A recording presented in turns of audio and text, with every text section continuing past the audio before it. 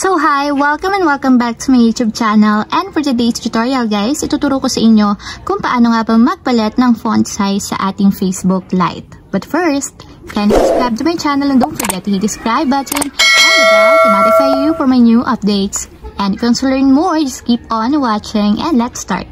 So ayan guys, for today's video, mag-open lang tayo ng ating Facebook Lite. So i-open lang natin. Then, after ma-open ang ating Facebook Lite, guys, dito sa homepage, itap lang natin yung 3 horizontal lines na nandito sa upper right corner or yung menu ng ating Facebook. Then, after nyan, mula dito sa menu ng ating Facebook account, i-scroll up lang natin.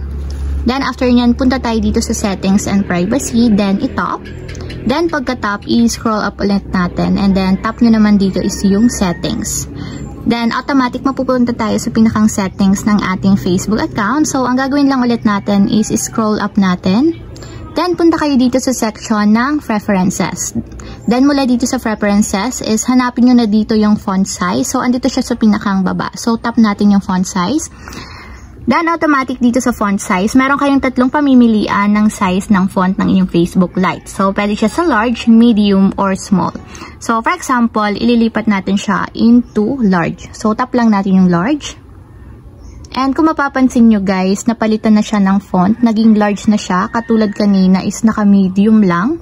So, ganito yung example ng large font size. So, palitan natin, gawin nating small naman. So, ganun ulit yung process. Balik tayo sa menu, then settings, and then font size. So, yan. Dito sa font size, tap naman natin is yung small.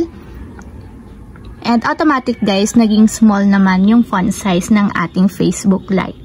So, ayun lang guys, ganun lang kasimple kung paano nga ba magpalit ng font size sa ating Facebook Lite.